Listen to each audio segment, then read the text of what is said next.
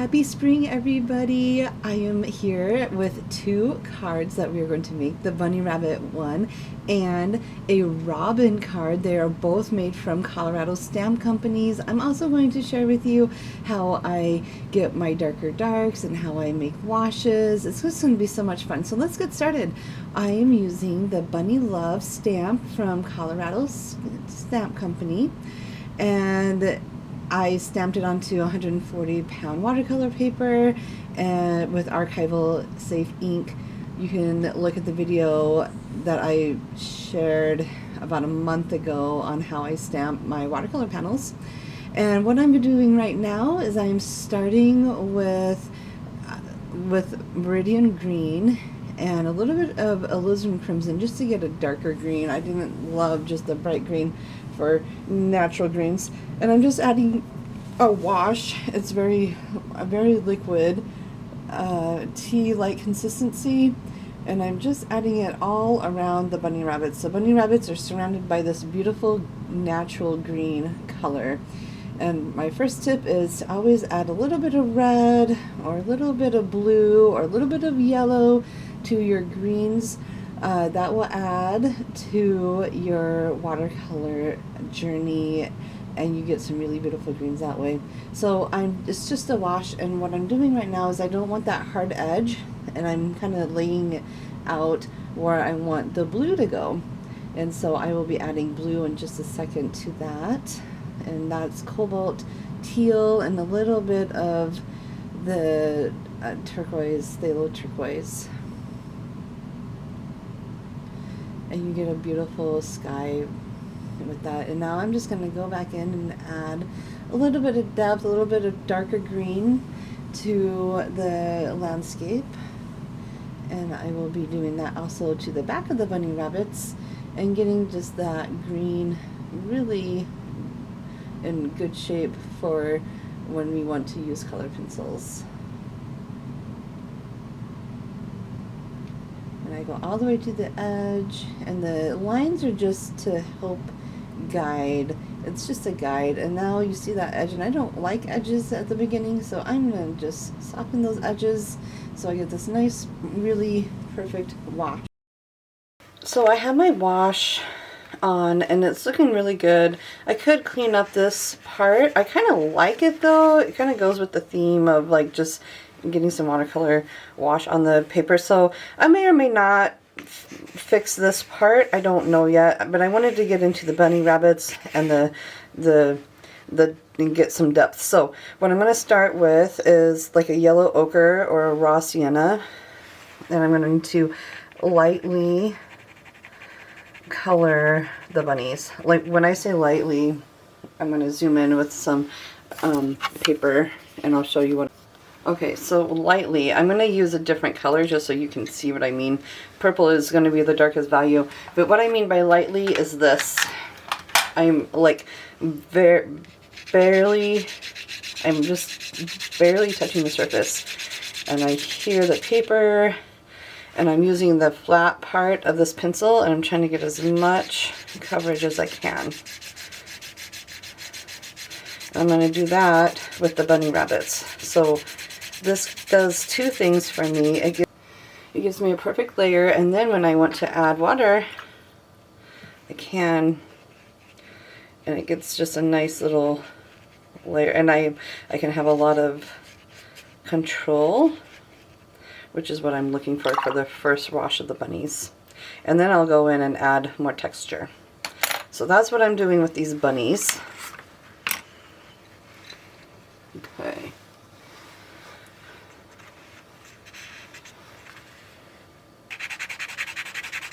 And you can probably hear the paper.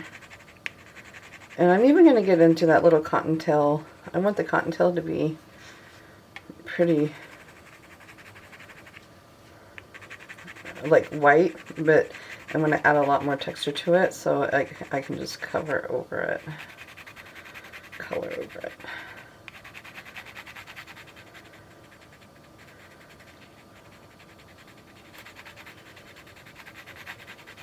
There, just like that. And then I'm going to take my brush and I'm going to wet down what I just put down. And that's going to it's going to kind of set it, but it's also going to give me a base on the color, on the value. And it gives just a little bit of dampness, so when I want to add the brown is just going to look more natural. It's not going to be a wet into wet technique, but it's going to give it just a little bit of color to it. Alright, and now I'm using Van Dyke Brown, but any lighter brown would work for this. And I'm going to go in and I'm just going to start adding my shadows. Like, you see where the lines are? Like right here, like right there. I'm just going to add the shadows wherever I see some extra lines. So right in here.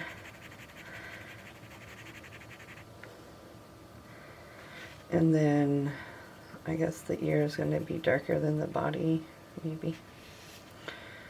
And right in here. But I like having this wet just a little bit because it kind of makes the pigment move faster. It's kind of nice. And I don't have to work as hard.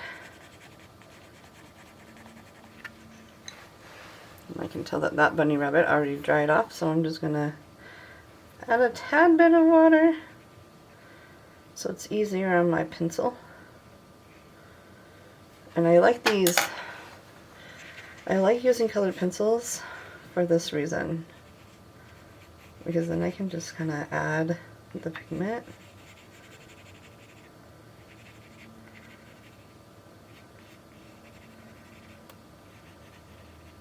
There, that's looking super duper cute. Okay, and that's really all I do.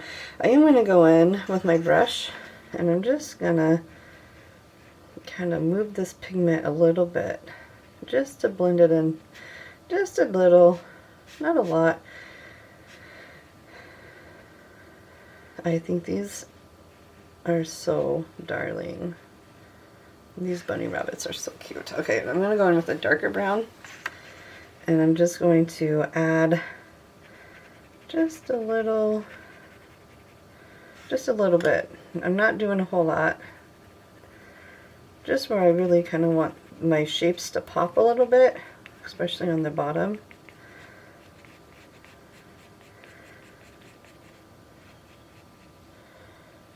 Probably by the bunny rabbits. Yeah. I'm just going to color this. Yep. And then my brush is still a little bit damp with some brown, so I'm just, again, shading that, blending it.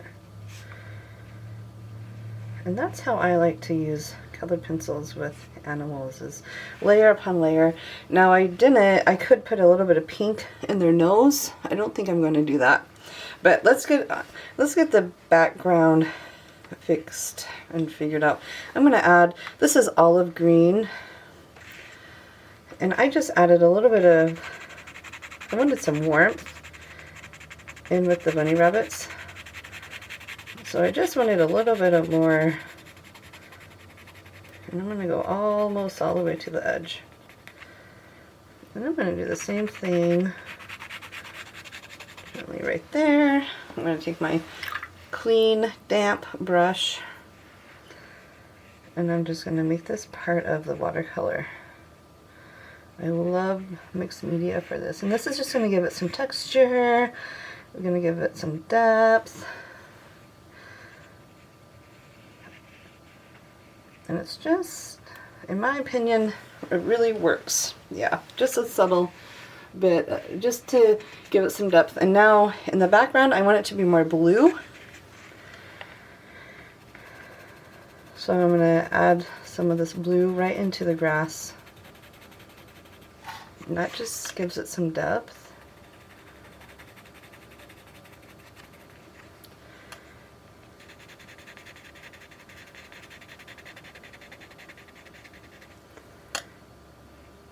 And I like watercolor pencils because you can get into those little details. There, that's looking good. I'm going to go ahead and get my clean damp brush. And now I'm just going to set that watercolor with the water.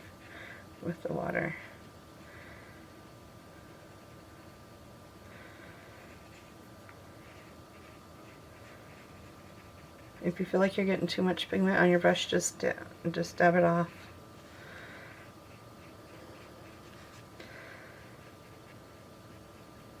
And there, that's looking really, really good. All right, now for the last part of it is I'm just going to add some really cute purpley flowers, because they're clovers in my opinion. And so there's 1, 2, 3 little things. I'm just going to repeat this shape in different parts. It wasn't part of the stamp, but I think I can pretty much make that happen. And so 1, 2, 3. And if you can make it look like it's part of the leaves, even better. And I, for some reason, thought I needed a stem on this clover, and I don't, so I'm going to erase that as much as I can. And it'll just look like there's some extra purple goodness, and that's okay. Okay, that's looking perfect. I don't think I would do anything else. I think this one can be a little bit more prominent. There we go. All right, and now we have a perfect little Easter card for a friend or for a family member. Okay, so I did actually clean up that little cauliflower spot, and all I did was I took a clean damp brush and I just smoothed out the cauliflower, and then I added a little bit of this blue right here just to add it some more texture and make it look more like a sky. And so there wasn't a whole lot that I had to do, but I still wanted to clean up that cauliflower. Another spring and Easter card that I love is painting birds, and robins especially. In North Central America, robins come out this time of year, like we don't see them for like, I don't know, 4 months, and then they just like it's like a sure sign of spring for us. And so I love painting robins. My grandma told me a story about when she had my mom, and how there was like all these robins like at her hospital window, and she just like loves robins because of that. And so I thought that was a neat story. And my mom's birthday is in March, and so I just love painting robins for Easter and spring cards. And so I'm going to show you how I got this really pretty sky effect. It's very subtle, but it really works well for skies. And this is all done in watercolor, and I think that you will really enjoy the process. If you like painting birds, this is a fun way to send a birthday card or a thank you card or a... Alright, and this one is the Big and Bold from Colorado Craft Company, and it's the Dear Friend Robin. And they have some beautiful sentiments to go with it. I chose to use robins appear when loved ones are near. So let's get the water started. I have some of that green from the bunny rabbit that I just got done. And this stamp is from Colorado Craft Company. I'll put a link to it. And so I'll leave that green. I might use it. But I really loved this blue. And this blue is this turquoise right in here. It's just a pretty color. I love this turquoise. And this is from Mission Watercolor. It's just the 24 set. And a whole lot of this cobalt teal. Between the two of them, so cobalt teal, and I added a little bit of phthalo to it. The phthalo is what's going to give it that rich blue, beautiful color. So I have 3 blues going on, and I really want I want enough to, I don't want to have to mix again. So I'm adding more pigment, and once I feel like I have it, I'm going to dip my water in again. I'm using a squirrel brush, a mop brush. It holds a lot of water. And I'm just going to start, look at that. There's already this beautiful granulation. I don't have to do a whole lot with this watercolor, but I'm going to do basically what I call a flat wash, where I'm just putting pigment on the paper, and I'm trying really hard to not get all, I don't want the blue into the stem. I don't mind a little bit, but I don't want it a whole lot. So I'm negative painting. And you want a brush that is going to hold a lot of water. That's kind of a key part to it. And it is very juicy. And I feel like this technique, you get kind of like one chance at it. And I got to be really careful around the twigs, so I'm using a lighter touch with a good tip.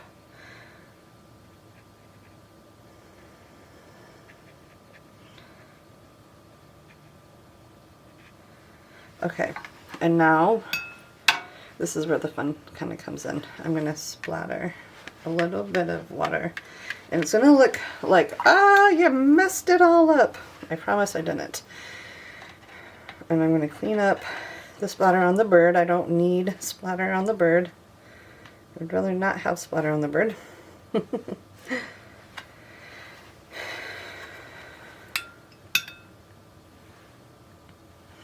And now I can just go in and kind of see where at I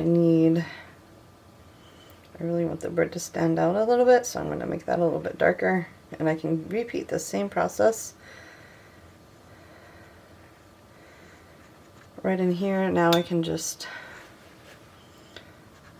even do that and just get some of that off, and it's going to dry, and I'm going to this beautiful texture right in here. I'm also going to go up in here again. I might even just add some darker pigment there, that's a bit thicker, just to give it some drama. And I also always like to have two brushes handy, like a bigger and a small one. This one is Princeton. It's a size 8 round, but I see a little bit of blue right in here, and I don't really want the blue right in here yet. It's okay if it's a little bit, but I don't need a whole lot. And then I'm just going to clean up that edge. There. And now so I'm getting this really pretty texture right in here. Now I'm going to go in.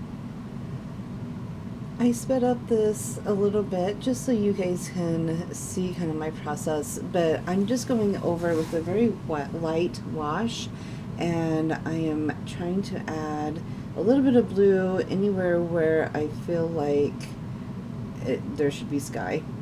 And I am painting over the buds a little bit because I know I will go in and get like a darker green on, and the blue won't really matter. Stop. But you can, once you get this beautiful texture, you can go back in and darken darks in the sky. I kind of like it. That way I'm going to clean off this edge a little bit. Whoosh. Perfect. Blended it. It's looking good. Now I can let it dry. And once it's dry, I can go in with a smaller brush and add this.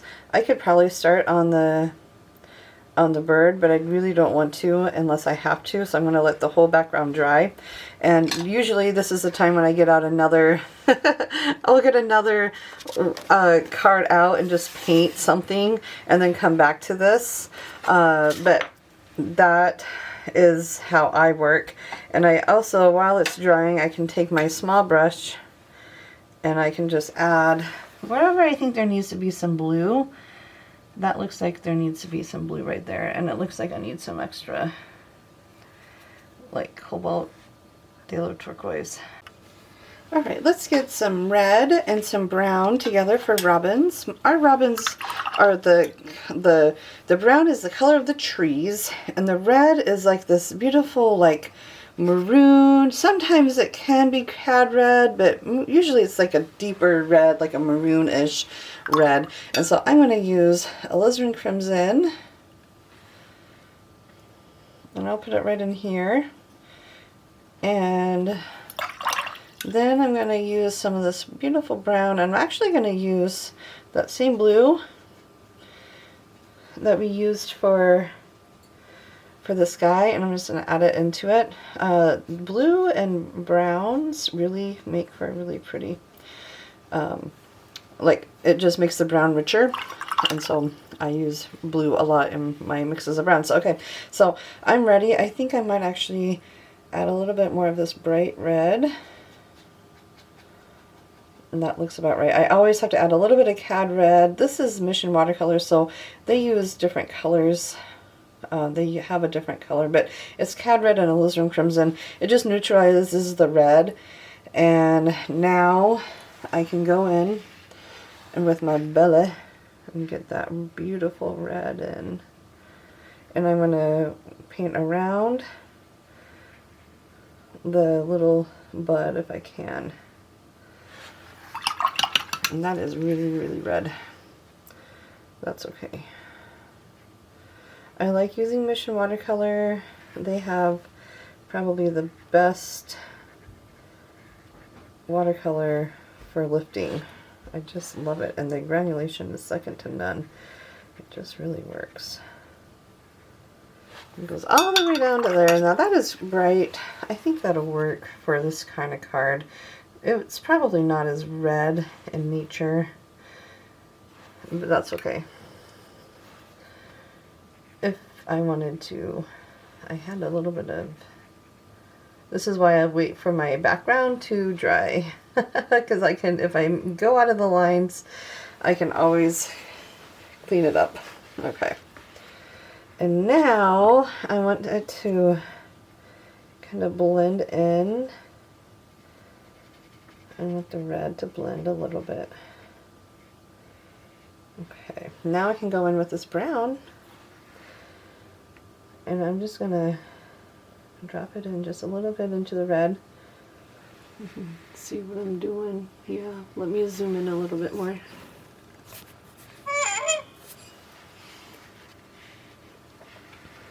I don't want to get the eye too much. In fact, I want the eye to stay kind of by itself, but I'm just adding the brown. I think robins are so pretty.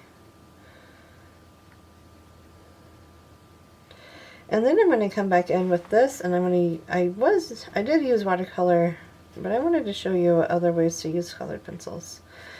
And this is where it gets kind of brown and reddish.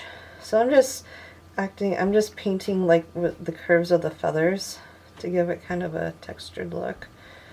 In the end, it probably won't matter too much, but there's the robin. Except for I need a little bit of the beak color. And the beak is not like a bright orange, it's almost like a brown. So I'm going to take that yellow and I'm going to dull it down with a little bit of brown that's on my palette. But make sure your brown is not with a whole lot of blue, or it will get green. And so then I can just add the beak that looks very natural and very much like what the bird should look like. Alright, now I see a line in my sky, and I knew it was going to happen, but you can always fix it by adding water and letting it dry, which is what I'm doing. There we go. Alright, I think I fixed that line. I see a little dab of water right there. That might cause a problem later. Now I can go in. I'm going to take the same browns and greens that I used on the rabbit, and I'm going to use that for the tree trunk. Alright, so this time I'm just going to color and then wet it down. So I'm just going to color. I'm using the tip of my color pencil, and I am just coloring in the branch. I like having this, I like having a very sharp tip because it will get me into the details of the area. And I'm going to stop right there because it's still wet. For the colored pencil portion of this, I'm just using two browns. I'm using a light brown and almost like a yellow ochre, but 2 browns will work for this. And I'm just lightly coloring where the branches are, very, very lightly, and then I'm going to go back in. This is actually going to be more of a grayish, bluish color, but when you mix that with the brown, it really works well. And I'm going on the underside of the branch so I get that shadow. And you'll see, I just want to darken my branch, and then I'm going to go in with a light or with a small brush and just color in. I'm also using a green pencil. This is olive green, and I'm just coloring in the leaves.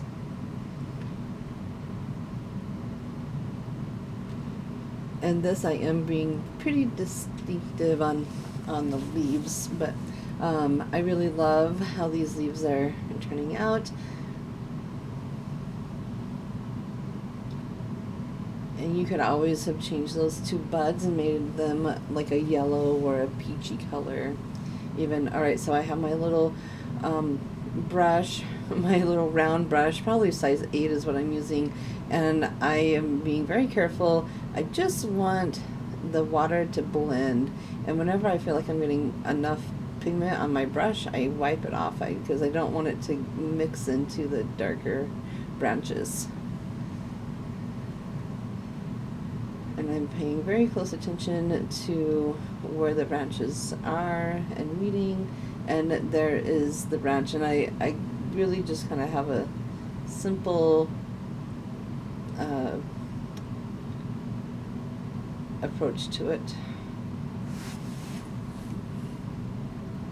The next step for this card is I'm going to glaze over the brown, so the brown of the robin. So I just want to get the brown of the robin a little bit more darker, and that's what I am doing, and I'm going to be very strategic on where I want the brown at, and then I am trying to paint just carefully. But with the brown that was left over on the palette, I can kind of get this robin to have a bit more depth and a little bit more realistic looking. At least our robins are very dark, and then you see the red almost as a secondary sort of thing. And then I will blend out that line so you can't really see where the brown and the red meet. And a lot of it is give and take, pushing and pulling your values. And now for the finished card. I'm really proud of how it turned out. And then the one that I did for the demo, it's a little bit lighter, and I'm wondering if you had a preference on if you like the darker or the lighter version. I personally like to paint on watercolor paper and then attach my watercolor paper to a card base. So that is what I'm doing now. I'm preparing my card base. I have a horizontal and a vertical one to show you. I will be using 2 horizontal card bases. They're cut half, and then I will glue my card panel onto the card base just as you see here. And I use a lot of glue, and I just go. I have learned over the years that I enjoy making card panels and then sticking them onto a card base. I feel like it is a little bit more of a professional look to it, but yet it gives it a handmade quality look to it. So that is what I'm doing, and I'm just going to line up my card base, and my card panel should be the same size. If not, I have a trick that sometimes I cut my card panel a little bit off for whatever reason, and I'm like 1/4 of an inch off, but this one I'm just using a bone folder, and I'm gonna just kind of burnish that into the card panel so it's all perfect. And now I have a perfect card to give to somebody.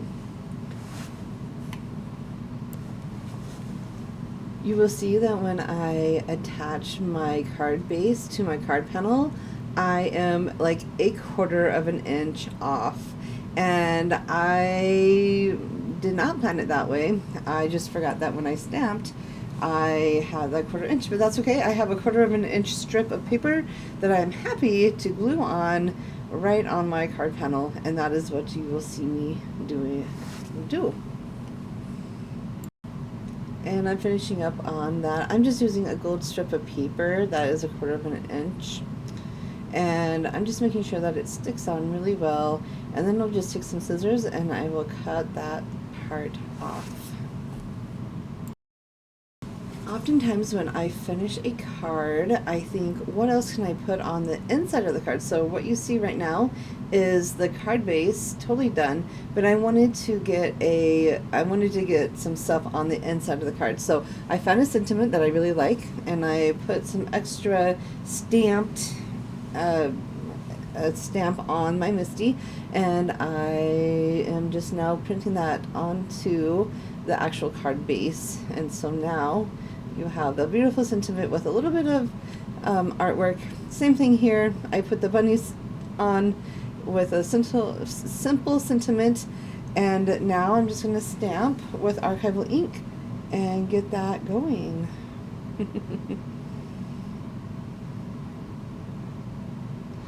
And that way, when they open the card, they have something beautiful to look at as well, instead of just the outside of the card.